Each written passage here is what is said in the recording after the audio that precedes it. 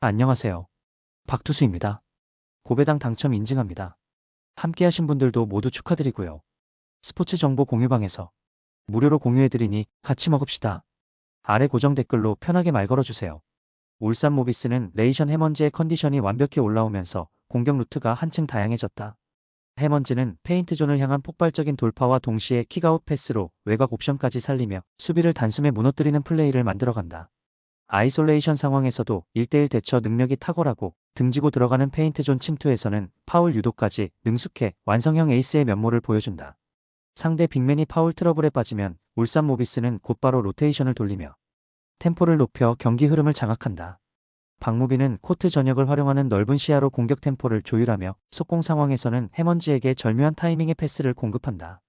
미구엘 옥조는 골밑에서 세컨드 찬스를 만들어내는 능력이 뛰어나고 강력한 리바운드 싸움으로 페인트존을 단단히 지킨다. 이 팀은 공격 전환과 수비 리커버리의 밸런스가 잘 맞아 리바운드 이후 빠르게 득점으로 이어지는 전형적인 완성형 팀 구조를 갖췄다. 특히 홈 경기에서는 슈팅 집중력과 세컨드 득점 성공률이 모두 높아 상대가 템포를 따라가기 어려운 흐름을 만들어낸다. 부산 KCC는 허웅의 외곽 슈팅, 송교창의 미드레인지 공격, 그리고 숀롱의 골밑 존재감을 중심으로 전개되는 팀이다. 허웅은 캐치앤슛 타이밍이 매우 빠르지만 강한 수비 압박을 받을 때 드리블이 길어지며 공격 리듬이 끊기는 단점이 있다. 송교창은 다양한 미드레인지 공격 패턴으로 상대 수비를 흔들지만 오프 더 볼 움직임이 줄어들면 공격 전개가 단조로워지는 경향이 있다. 숀롱은 피지컬 자체는 리그 최상급이지만 파울 관리가 불안해 경기 후반 체력 소모가 누적되는 흐름을 자주 보인다. 또한 KCC의 수비 로테이션은 페인트존 커버 타이밍, 이 한 박자 늦어 세컨드 찬스를 자주 허용하는 약점이 있다. 후반으로 갈수록 수비 집중력이 떨어지면서 공격 전환 속도까지 느려지는 점도 문제다. 결국 에이스 의존도가 높은 팀 구조상 해먼즈처럼 돌파형 자원을 상대할 때 수비 간격이 벌어지는 상황이 반복될 가능성이 높다. 이 경기는 해먼즈의 돌파와 아이솔레이션 능력이 흐름을 완전히 바꾸는 핵심 변수가 될 전망이다. 울산 모비스는 해먼즈의 공격 리듬과 옥존의 리바운드 장악력, 그리고 박무빈의 템포 조율이 어우러지며 경기 전체의 밸런스를 유지할 것이다. 반면 KCC는 파울 관리와 수비 전환에서 흔들릴 경우 후반 리듬을 되찾기 어려워질 가능성이 크다. 결국 경기의 무게 중심은 울산 모비스가 가져갈 것이며 해먼즈의 인사이드 공략이 승부를 결정지을 포인트가 될 것이다. 샘 조세프 벨란겔은 대구의 공격 리듬을 만드는 핵심 플레이메이커다.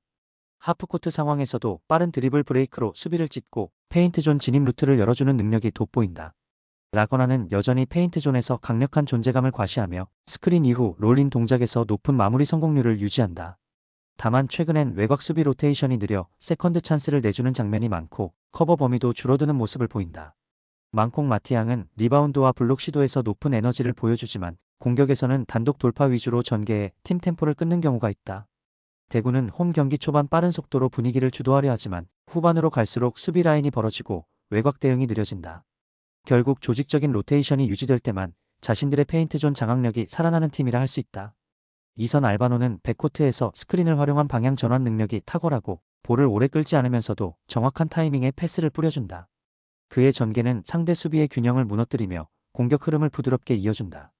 강상재는 페이스업과 미드레인지 프롬 모두에서 높은 성공률을 보이며 수비에서도 기동력을 살려 빠른 헬프 로테이션을 수행한다.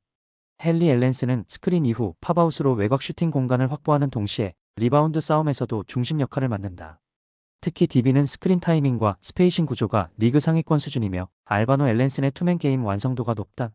이정현의 오프볼 움직임까지 더해지며 오픈 찬스에서의 3점 성공률도 안정적이다. 즉, 이 팀은 조직적인 세트 오펜스의 완성도가 매우 높은 팀이다.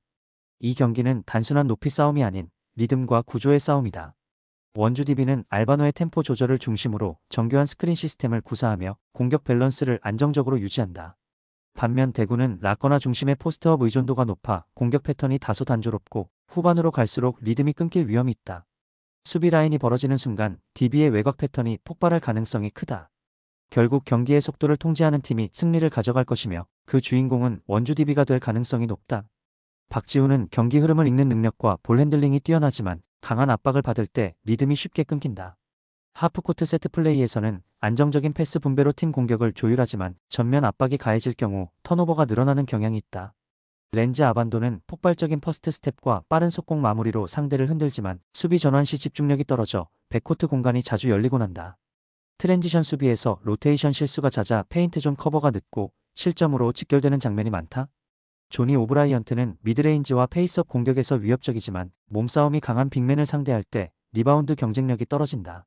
하이마이너스로 패스 연결은 깔끔하지만 수비 전환 시 커뮤니케이션 부족으로 전체 밸런스가 흔들리는 부분이 있다.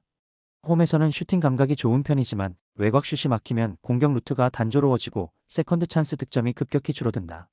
결국 체력 저하와 느린 전환, 골밑 대응력 부족이 이 팀의 고질적인 약점으로 남아있다.